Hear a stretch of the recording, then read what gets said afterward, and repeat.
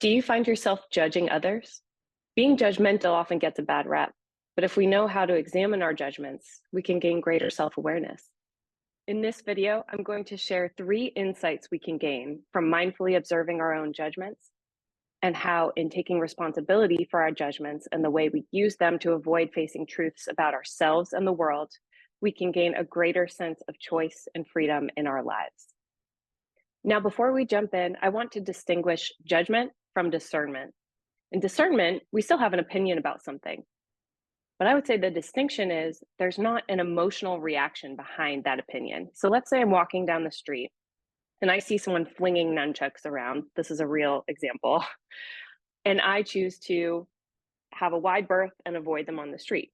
But I don't feel any emotion about it. Just maybe I'm bewildered, but I'm not feeling disgust or anger. That disgust and anger, I would say, is coming from judgment. So the discernment is just making the choice based on observation. Judgment is having the emotional reaction. So jumping in, the first insight we can gain is about traits we don't like about ourselves that we've pushed down and are now seeing in others. This idea is something you might have heard of called projection. It comes from the psychoanalysts like Sigmund Freud and Carl Jung.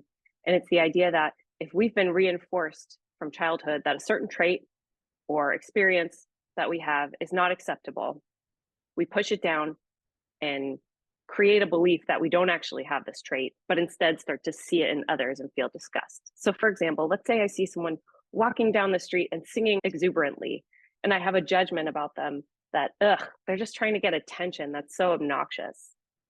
Maybe there's a desire I have to get attention that I've pushed down into what Carl Jung would call the shadow self, and I can't acknowledge it in myself because it feels so wrong. And so instead, I'm judging someone else.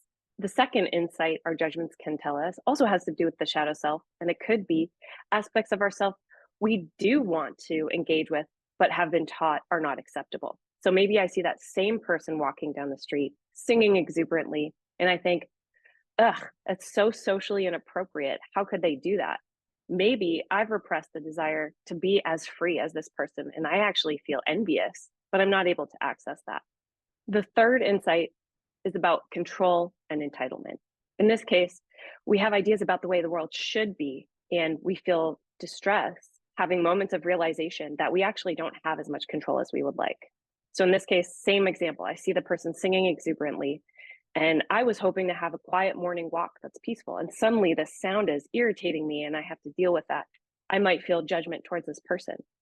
What am I avoiding? Well, maybe the reality that I actually don't have that much control in this life.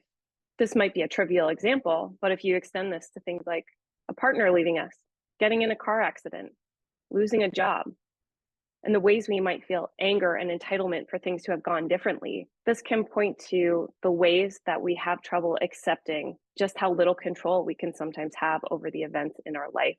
And so feeling that anger, that entitlement, and that judgment towards others and towards situations can help us avoid this truth if we don't feel ready to face it.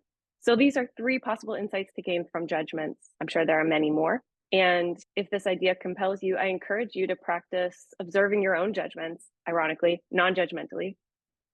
Just get clear on what they are. When are they happening? What situations prompt them? And see if there's insights you can gain about yourself.